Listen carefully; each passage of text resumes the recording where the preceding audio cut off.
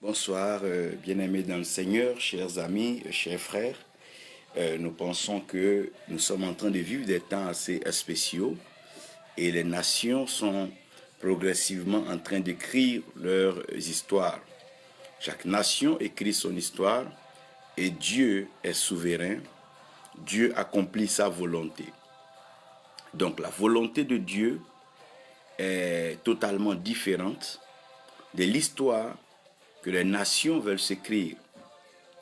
Chaque leader, chaque homme célèbre, chaque homme riche ou puissant au thème des hommes, essaie donc de se frayer un chemin pour donc arriver à s'imposer, sinon à arriver à ses fins. Cependant, l'Église, sinon tous ceux qui sont sauvés et tous ceux qui ont eu cette grâce de confesser Jésus-Christ comme leur Seigneur et comme leur Sauveur, se doivent donc de se réunir, se doivent de pouvoir se réunir afin de présenter la situation comme elle est à Dieu. Parce que pendant que nous sommes en train de prendre plaisir à encourager, à motiver, les choses se passent. Et les mêmes causes produisant les mêmes effets, les mêmes acteurs étant sur le point de récidiver, il est question que Dieu inspire un conseil, un collectif, un mouvement, pour donc échanger sur les vérités, les challenges et les destinées des nations.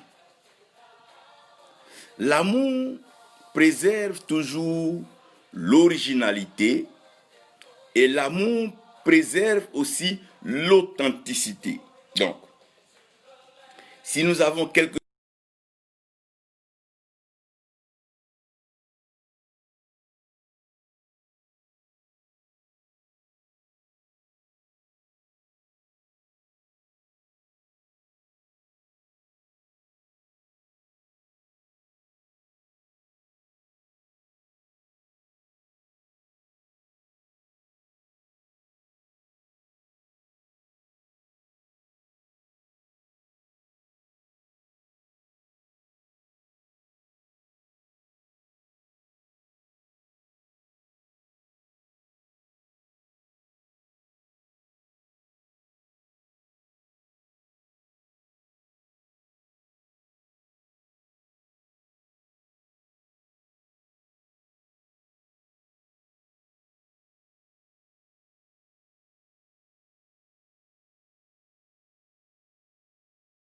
le problème est un problème d'originalité et d'authenticité.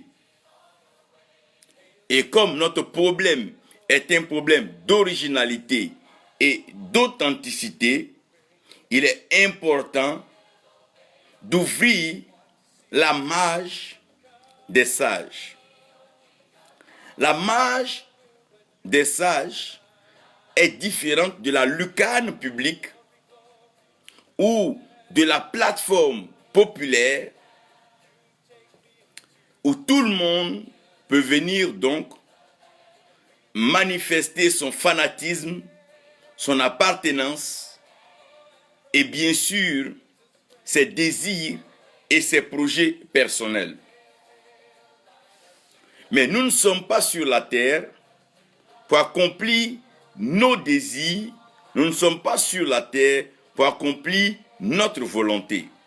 Donc, nous ne sommes pas sur la terre pour faire ce que nous voulons. Cela veut dire que nous ne parlerons plus de lucarne populaire, de lucarne publique.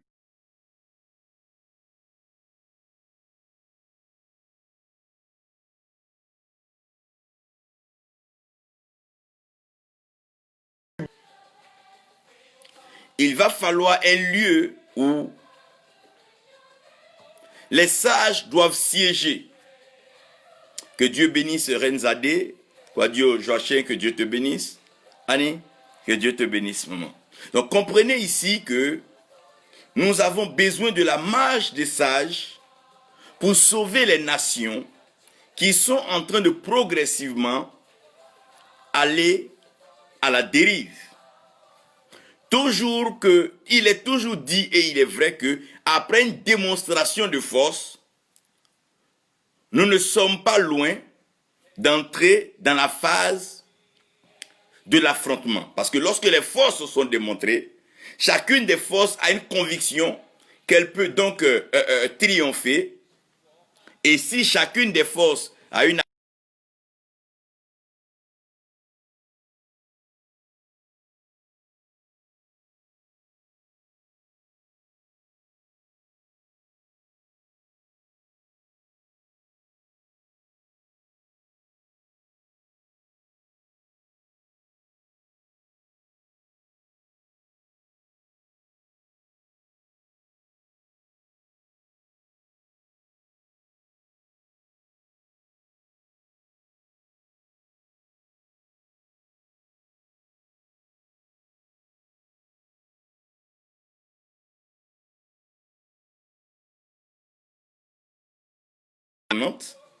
et aussi tous ceux qui nous entourent.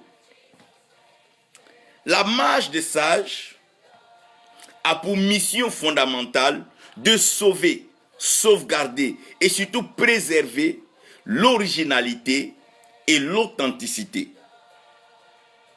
Ce monde est fait de menteurs.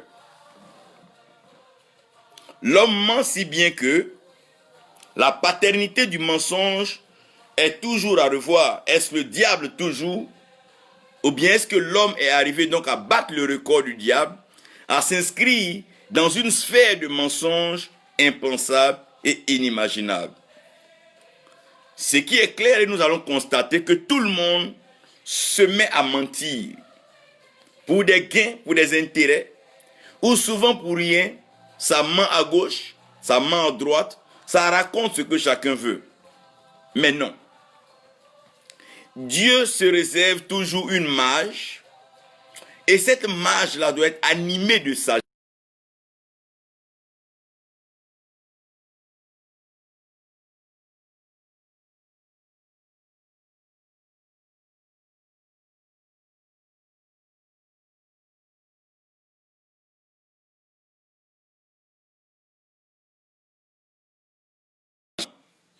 Et le sage, et l'homme sage, c'est que l'homme animal, l'homme guerrier, l'homme combattant, l'homme violent, puise ses ressources dans ses muscles, dans ses forces et dans ses armes. Alors que le sage puise sa ressource dans l'amour et dans la crainte de Dieu. Donc le sage tient compte du divin, donc de Dieu, avant d'agir sur la terre des hommes. Le sage tient compte de Dieu du ciel et tient compte de Jésus-Christ et tient compte du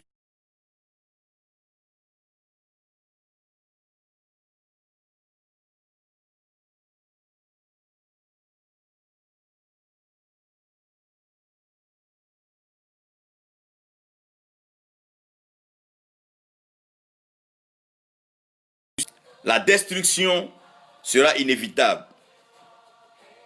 Donc, si la sagesse n'est pas manifestée au bon moment, surtout dans le bon endroit, la destruction, les guerres, les ruines vont continuer. Et si cette génération continue à se livrer à de telles destructions, il est clair que nous n'aurons plus rien à laisser à nos enfants. L'héritage même serait souillé et l'héritage serait taché de mensonges, de sang.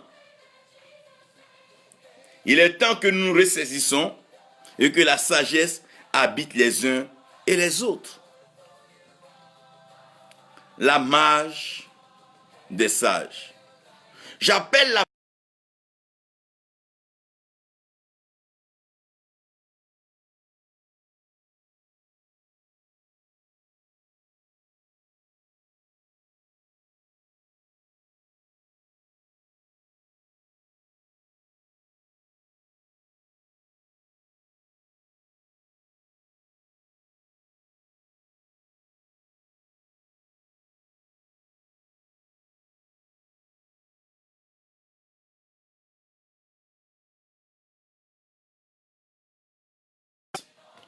Donc, si nous devons sauver nos nations, sauver notre continent et ce monde, il va falloir, et bien sûr falloir, que cette marche des sages s'installe.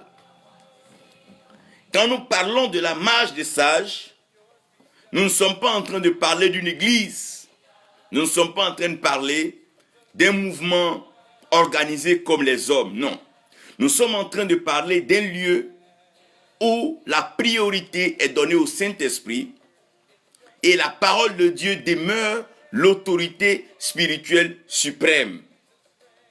Et nous tous, nous nous considérons comme étudiants, élèves à cette marche.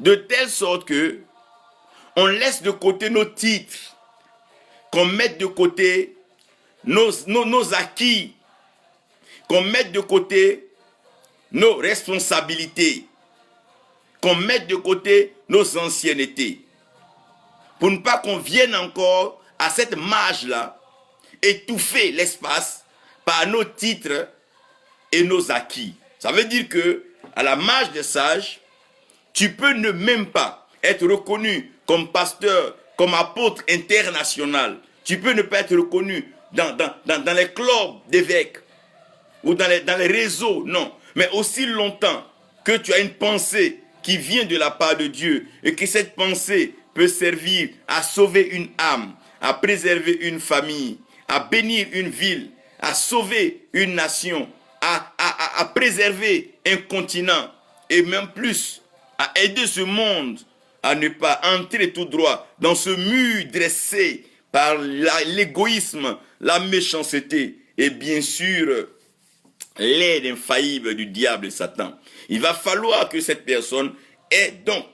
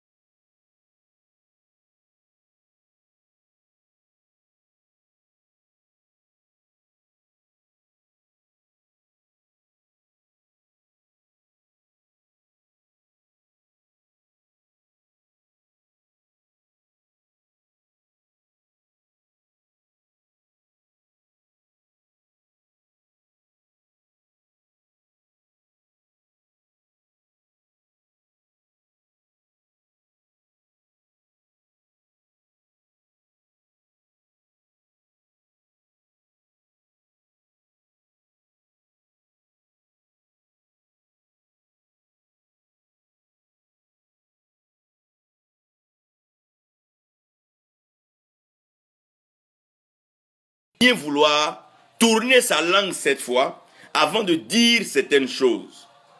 Aujourd'hui, les réseaux sociaux sont en train d'aider le monde à se détruire très rapidement à cause des mensonges et des paroles qui n'ont même pas de fondement.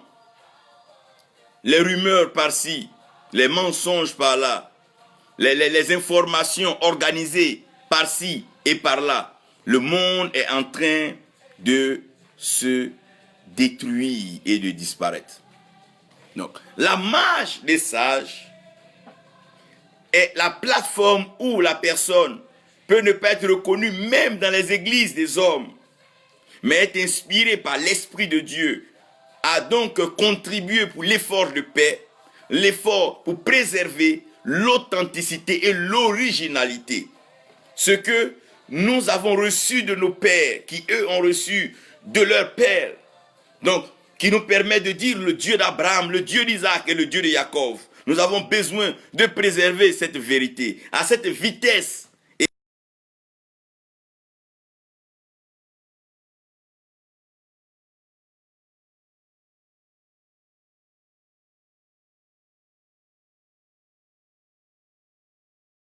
Choses, mais même pas un seul iota de la parole de Dieu ne passera. Donc la parole de Dieu restera authentique et elle restera originale. 1 Roi 19, verset 18. 1 Roi 19, verset 18 est une situation dans laquelle le peuple s'est retrouvé. Le peuple que Dieu s'est choisi, donc Israël, a commencé à vivre sur ce que nous avons appelé comme un royaume. donc dans un régime de royauté, dans un régime royal. Et chaque roi qui vient impose ou insuffle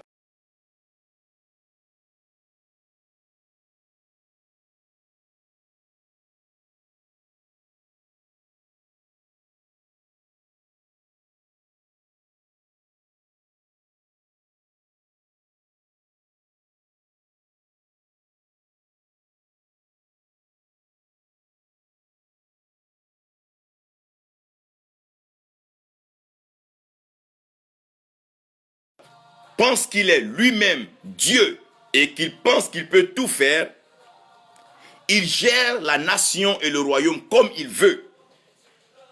Donc, vous allez voir que dans la vie de tout homme, il y a un temps où l'homme devient maintenant un domaine dans lequel doit régner l'Esprit de Dieu. Mais lorsque l'Esprit de l'homme est au contrôle des affaires, l'âme est favorable à l'Esprit. Mais lorsque la chair qui a des désirs contraires à ceux de l'Esprit contrôle, alors nous parlons de destruction. Nous parlons de péché, nous parlons de désobéissance et nous parlons de mort. Les rois vont se succéder, et chaque roi fera ce qui lui plaira. Jusqu'à ce que nous arrivions au temps du roi Akab, et Akab va se faire soutenir, donc tirera son inspiration d'une femme machiavélique, une femme méchante, démoniaque, satanique et perverse, du nom de Jézabel. Et cette Jézabel-là avait pour mission de secrètement et subtilement attirer la gloire, la louange qui doit venir à l'Éternel. Elle attire cela en s'appuyant bien sûr sur la fait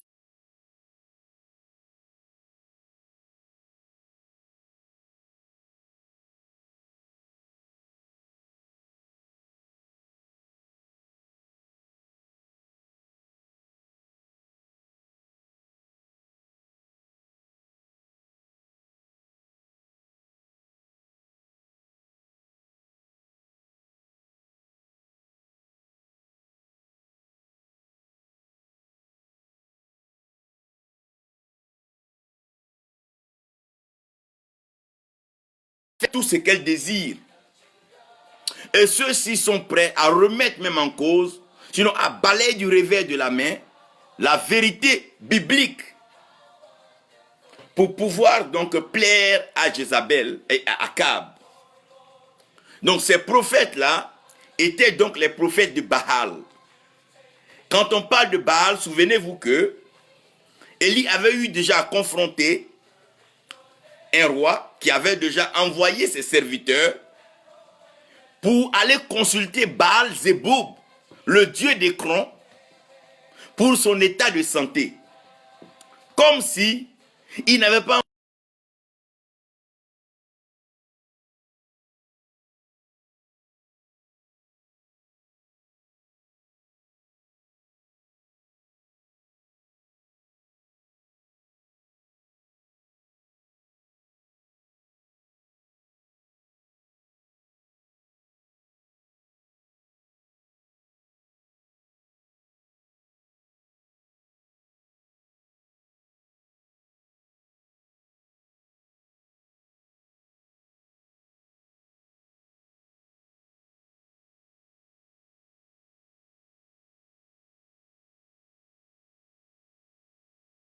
de cesse. Malgré la menace, Jézabel a plutôt accompagné maintenant les prophètes de Baal, de prophètes donc d'Astarté. Donc ils étaient un bloc. Et Élie a trouvé que ces désordres ne pouvaient pas continuer.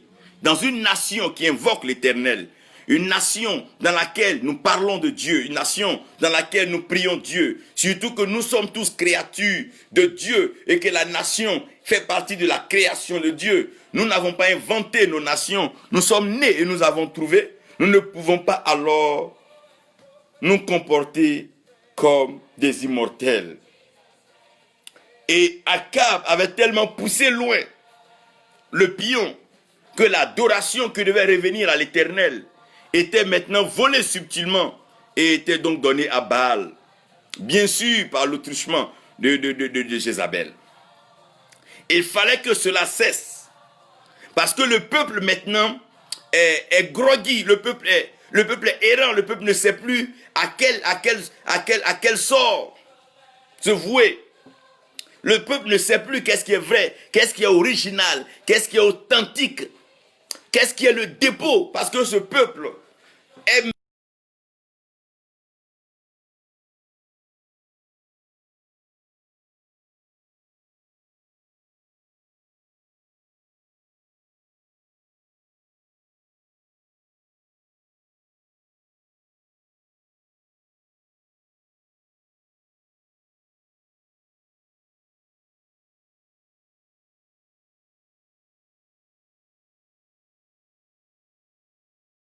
confrontation.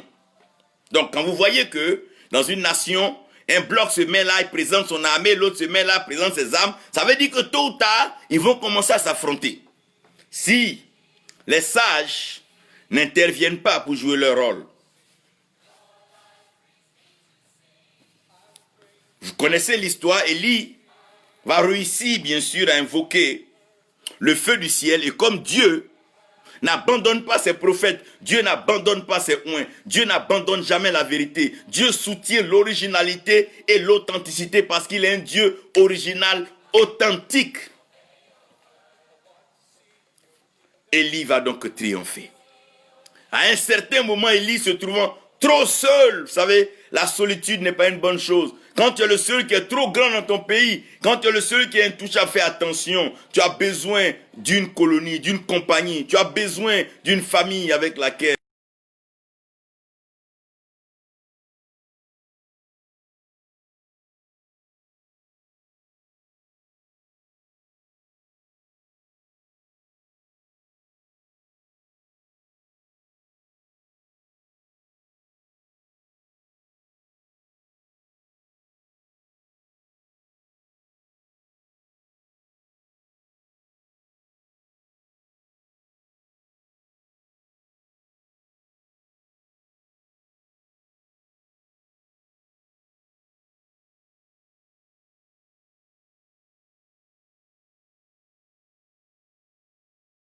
le message, qui n'ont pas dilué leur compréhension, leur inspiration, qui n'ont pas dilué leur manifestation de la grâce de Dieu. Oui, 7000 comme ça, je m'en suis réservé. Qui n'ont pas dilué, oh my God, le message, qui n'ont pas perverti la parole sainte, qui n'ont pas profané, oh, les ingrédients et les ustensiles du temple. 7000 comme ça, j'en ai réservé. Dieu a encore la marge des sages.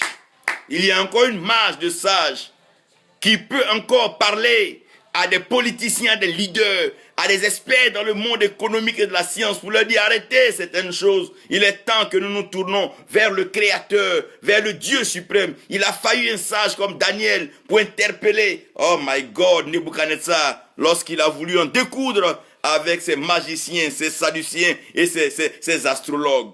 Daniel a dit non, roi, tu vas trop loin, tu pousses loin le cochonnet. Ce que tu demandes est impossible aux hommes et sur la terre. Il n'y a que Dieu dans les cieux qui en a la révélation, le mystère et qui peut alors apporter la solution au problème actuel. Qui peut apporter la solution au problème du Congo? Personne. Qui peut apporter la solution au problème du Gabon, de la Côte d'Ivoire, du Burkina?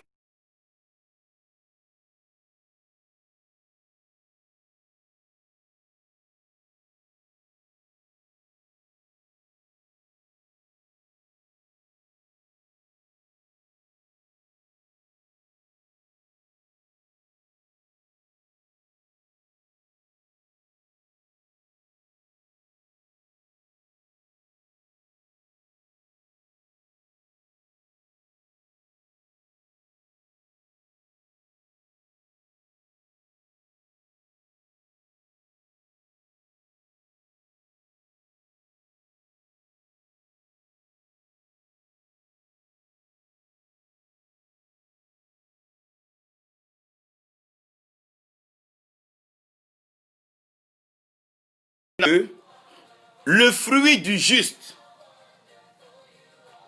est un arbre de vie, le fruit du juste est un arbre de vie. Et le sage gagne les âmes. Le fruit du juste est un arbre de vie. Souvenez-vous que dans le jardin d'Éden, il y avait l'arbre du fruit de la connaissance du bien et du mal, et il y avait l'arbre de vie. Vous avez dit que le fruit du juste est un arbre de vie. Donc, la mort ne peut pas triompher lorsque la vie est manifestée. Parce que la mort est l'absence de la vie. Et le sage gagne les âmes.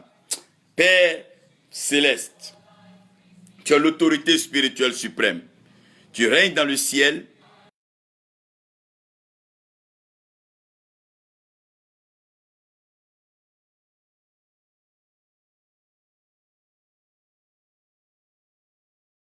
Pour venir en aide aux politiciens, aux hommes, aux diplomates, pour les aider à comprendre le monde et la vie comme toi, Dieu, tu veux. Nous prions que cela soit, car les âmes sont précieuses, les âmes se meurent et le monde court à sa perte.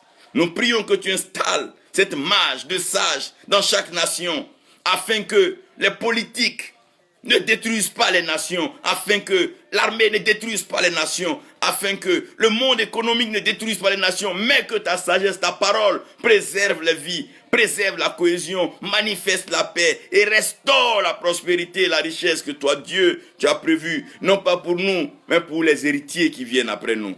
Merci pour l'originalité et l'authenticité que tu manifestes aujourd'hui au nom de Jésus. Amen. Que le Seigneur vous bénisse, que sa grâce le poursuive. Vous merci pour vous qui êtes avec nous, reines.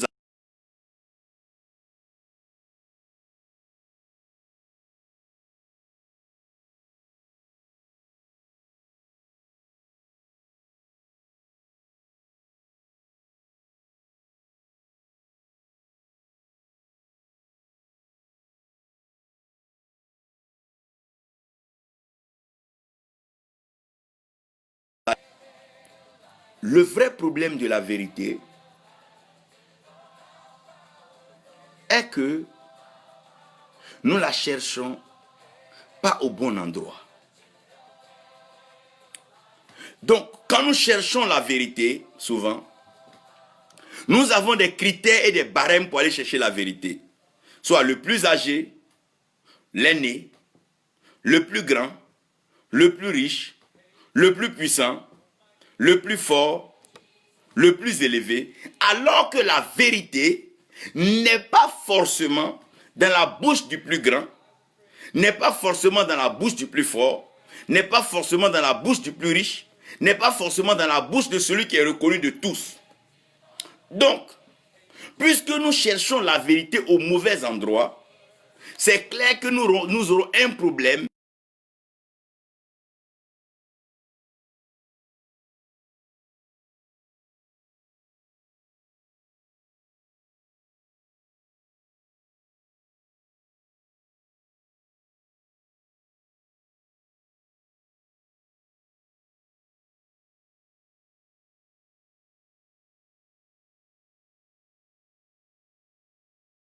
Nous l'avons en partie.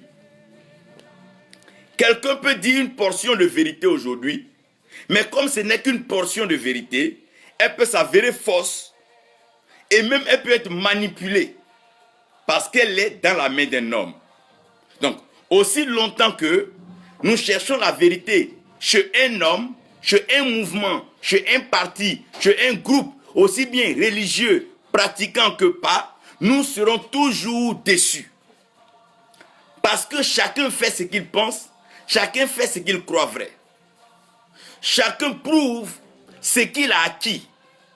Mais la vérité, ce qui est original et ce qui est authentique, se trouve plus loin que nous le croyons.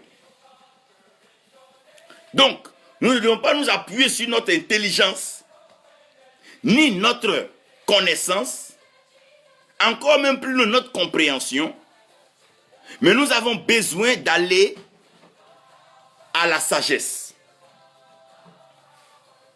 Parce que seul le sage gagne des âmes. Donc, si c'est le sage qui gagne des âmes, les autres ne gagnent pas des âmes. Donc, ceux qui ne gagnent pas des âmes entrent dans une classe qu'on appelle la classe de la folie. Donc, quand on parle de la folie, ne croyez pas que c'est tous ceux qui sont nus donc, dans les rues déjà.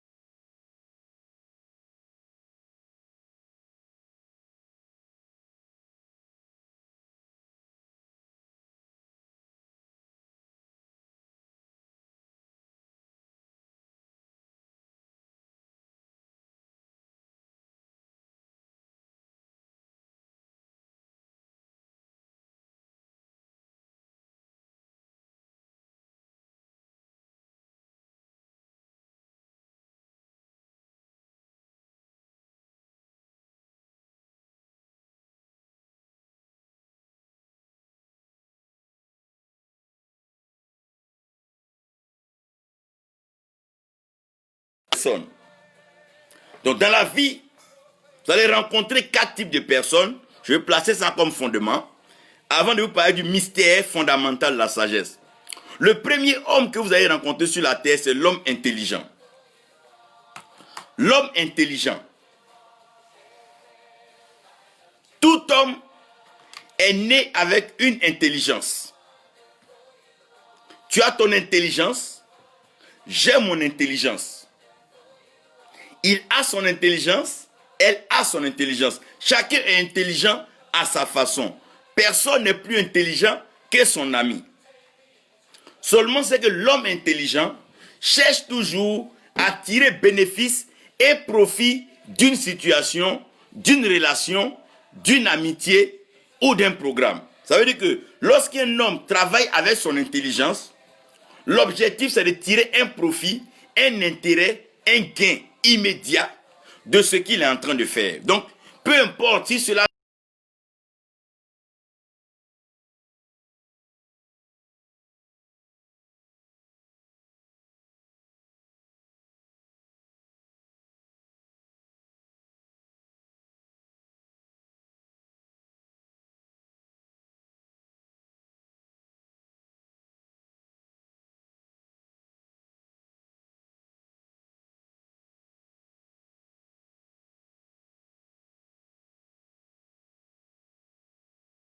fabriquer, c'est avec l'intelligence. Celui qui sait qu'il fabrique les armes, il va les vendre demain. C'est l'intelligence. Mais la Bible dit de ne pas nous conformer à ce siècle présent, mais de nous laisser transformer. De nous laisser transformer par le renouvellement de notre intelligence, afin qu'on puisse discerner. Donc, l'intelligence dont je parle, c'est cette intelligence que l'homme a, qui ne lui permet pas de discerner ce qui est pour Dieu, mais discerne ce qui est pour lui, l'homme. C'est comme quelqu'un qui voit quelqu'un qui a les moyens, dit, si je marche avec lui, j'aurai ça. Ça, c'est une intelligence d'homme.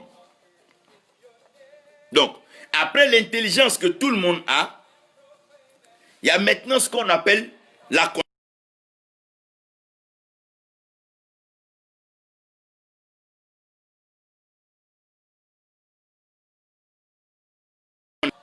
Qu'elle veut. Donc, en fonction de ton niveau, donc de ta position dans la connaissance, tu peux être tout de suite présenté comme étant supérieur à l'autre. Donc, celui qui a la connaissance finit par dominer par celui qui est, par dominer celui qui est ignorant. Par exemple, lorsque vous partez à l'école, celui qui est en terminale, il a quand même une longueur d'avance sur celui qui est en 6e et celui qui est en 5e, jusqu'à même celui qui est en premier. Pourquoi? Parce que la connaissance donne des places. Et souvent, la connaissance enfle d'orgueil. Parce que celui qui a la connaissance, très souvent ne prend pas la peine d'écouter les autres. Celui qui a la connaissance a tendance à banaliser, à vilipender les autres. Celui qui a la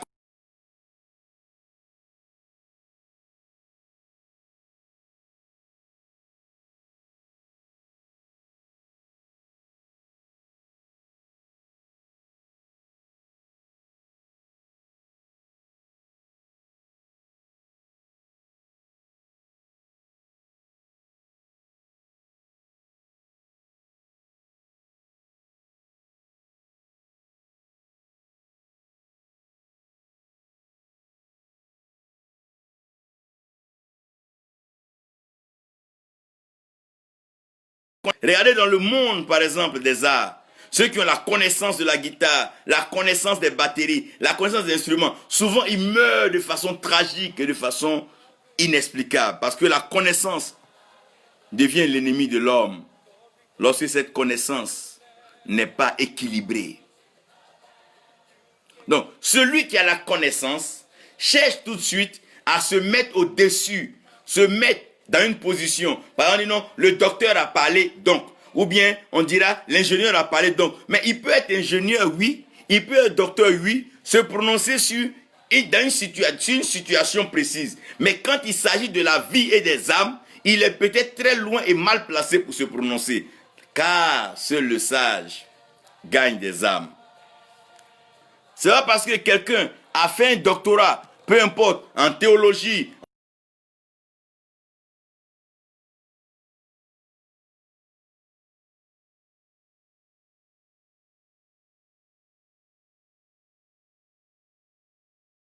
même un doctorat en médecine, une spécialisation en cartographie, en cardiologie et autres, mais sans pouvoir résoudre un problème lié au cœur d'un amoureux ou le cœur de quelqu'un qui est en train de s'égarer.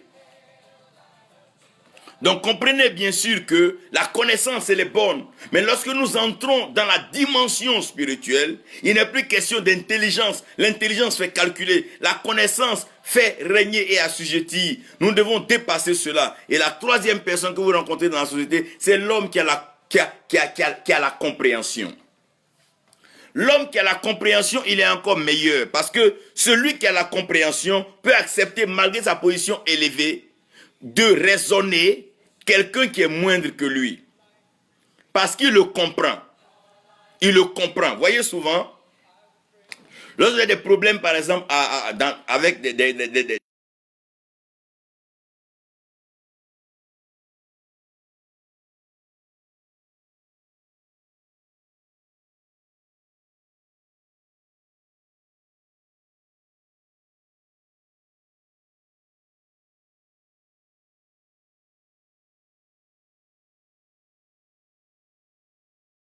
mais quand on comprend, on évite les erreurs du passé. Quand on comprend, on évite les mêmes causes qui ont produit les effets que nous n'avons pas voulu. Lorsqu'on commence à les voir venir, on comprend qu'il y a danger à l'horizon et on se ressaisit, on se met ensemble et on commence à réfléchir.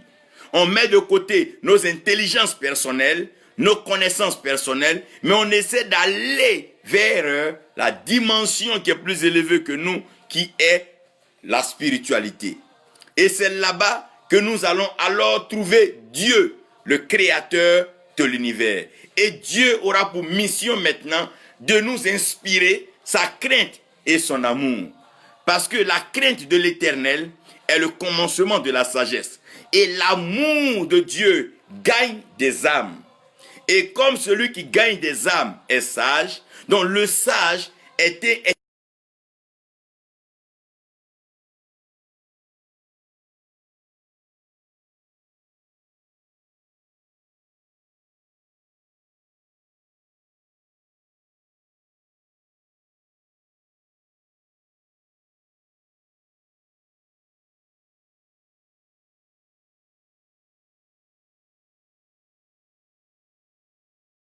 pour cela. Même si cela peut me rendre célèbre, je ne peux pas anéantir une vie humaine pour cela. Même si cela doit me rendre public, j'ai pas besoin de détruire les êtres humains pour maintenir une place ou une position. Ça, c'est la sagesse.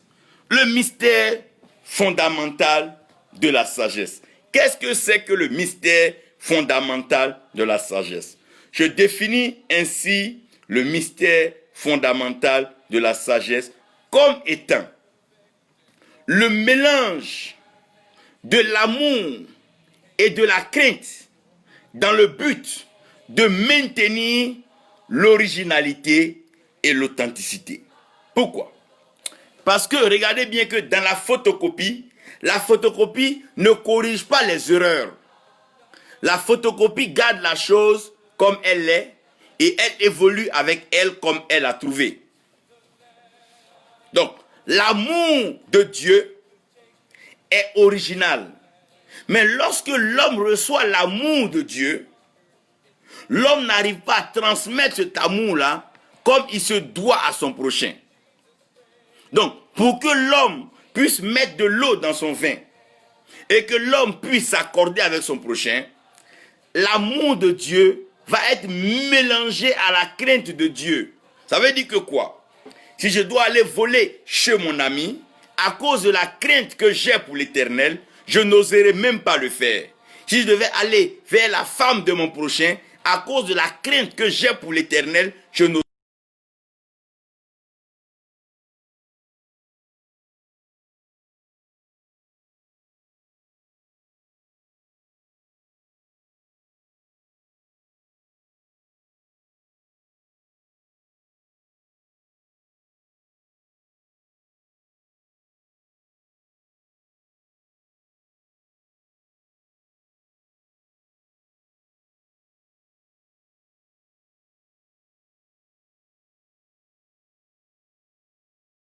fondamental de la sagesse, nous gardons avec nous l'amour et la crainte. L'amour de Dieu, c'est pour nous couvrir, nous préserver et nous permettre d'aller loin. La crainte de Dieu nous permet d'éviter de commettre les erreurs d'hier, les erreurs qu'ont commis nos dévanciers et nos prédécesseurs. Nous devons éviter ces mêmes erreurs. Là où ils ont refusé de s'accorder, s'entendre et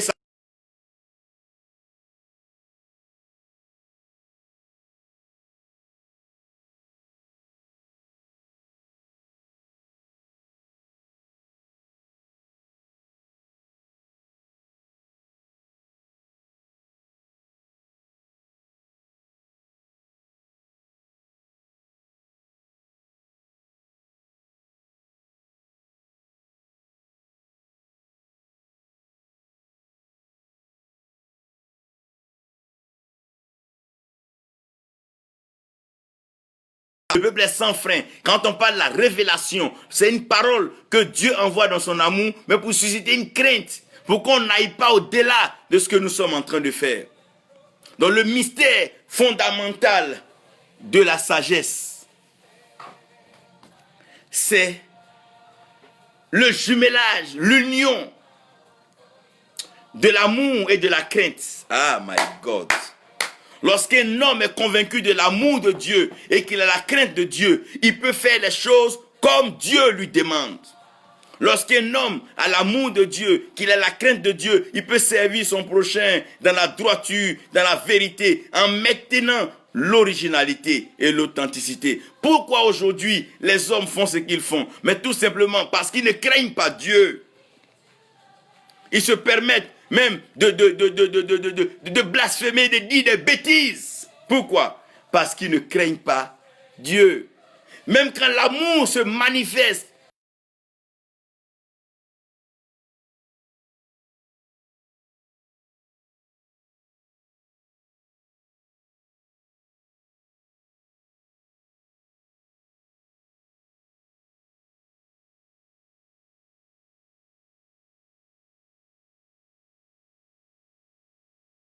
la première révélation, quand Jean était avec Jésus en forme humaine, Jean manifestait l'amour pour le Seigneur. Il mettait sa tête sur sa poitrine. Il mettait sa tête sur son cœur pour dire qu'il l'aimait. Mais lorsque le Seigneur se révèle à lui dans l'Apocalypse, Jean n'a plus le temps de mettre sa tête sur sa poitrine, mais Jean tremble et Jean tombe, my God, face contre terre. C'est là Jean se rend compte qu'il y a au-delà de ce que Dieu veut, quelque chose de mystérieux qu'on appelle la crainte de Dieu. Donc la sagesse de Dieu, c'est lorsque la sagesse qui entre en l'humanité, c'est lorsque l'amour et la crainte de Dieu sont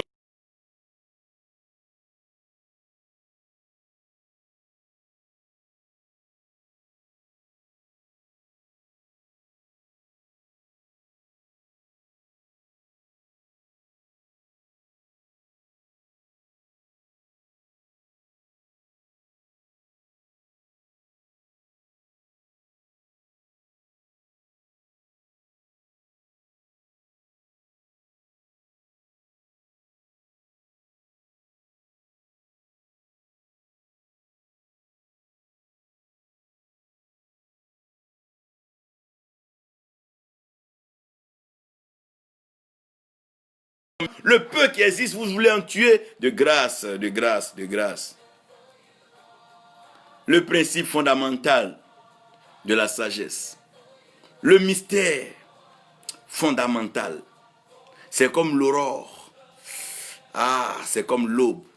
L'amour et la crainte se mélangent.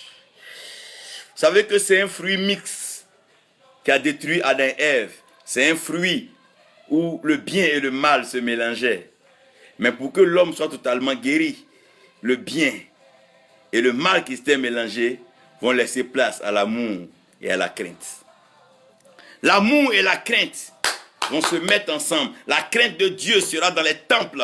Les hommes ne se comporteront pas comme ils veulent. Ils ne dicteront pas ce qu'ils pensent, ce qu'ils veulent. Ils ne préleveront pas comme ils veulent, ce qu'ils veulent. Non, non, non. Mais la crainte de Dieu va maintenir l'originalité du culte et l'authenticité du culte. Nous tous, nous allons craindre Dieu, peu importe nos titres, peu importe nos temples, nos avoirs, le nombre de voyages conquis, acquis, le nombre de pays parcourus ne comptera plus. Mais l'amour et la crainte de Dieu feront la différence dans la vie du sage. Il y a des vieux qui ne sont jamais sortis du village, mais qui sont très sages. Oui, très sages. Sinon, dans exposé à la folie et à la destruction. Là où il n'y a pas la crainte de Dieu, la folie se permet et la destruction suit.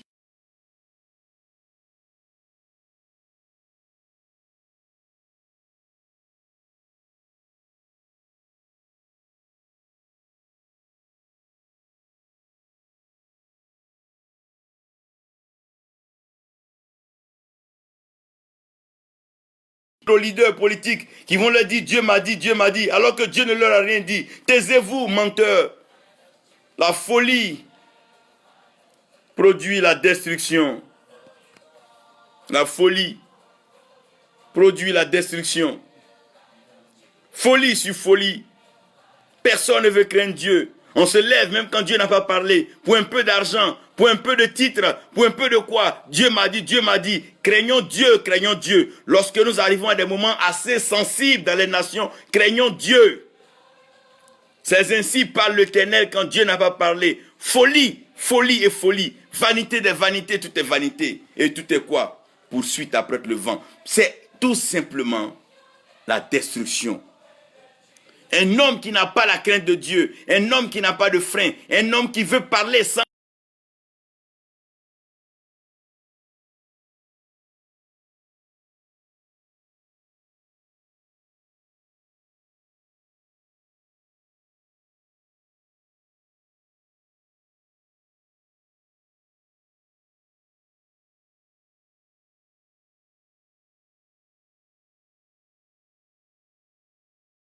le faire que nous tous.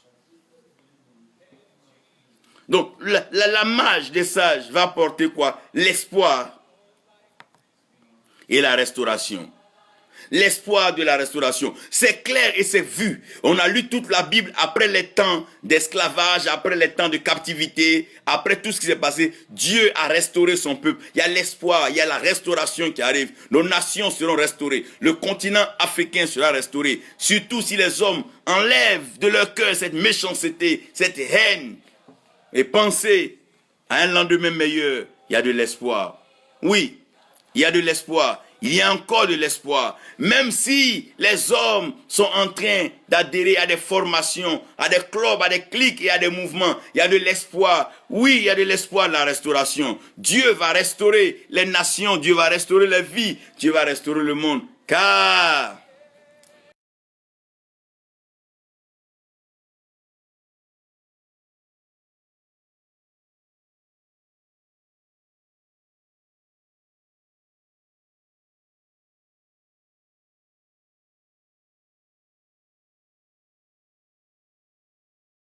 Il est temps de consulter Dieu. Ne vous laissez pas éblouir par des rassemblements, des foules, des défilés des âmes. Ne vous laissez pas éblouir par cela. Laissez Dieu conduire les nations afin que les âmes soient sauvées. Laissez Dieu agir pleinement dans les nations. Ne vous emmerdez pas. Ne cherchez pas à vous faire des choix, ne vous faire des idées. Ne vous imaginez pas de prophétie. Il y a une marge.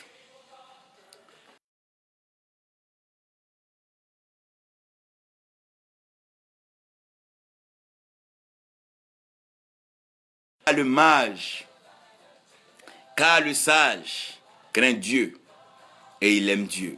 Ce n'est pas une question de titre, ce n'est pas une question de grandeur, ce n'est pas une question de j'ai fait ceci, c'est une question d'amour et de crainte de Dieu.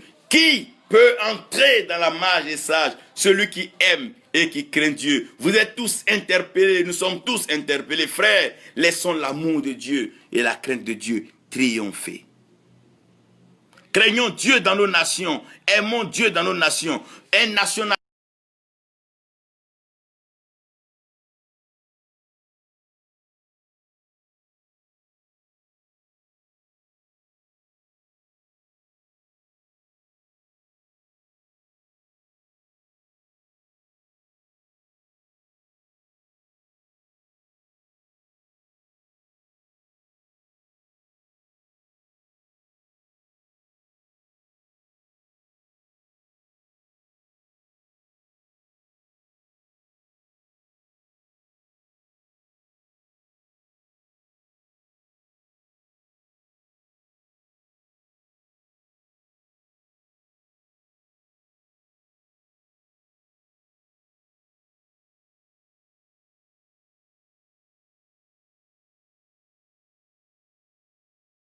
dégâts dans le corps de Christ. Comment restaurer cela?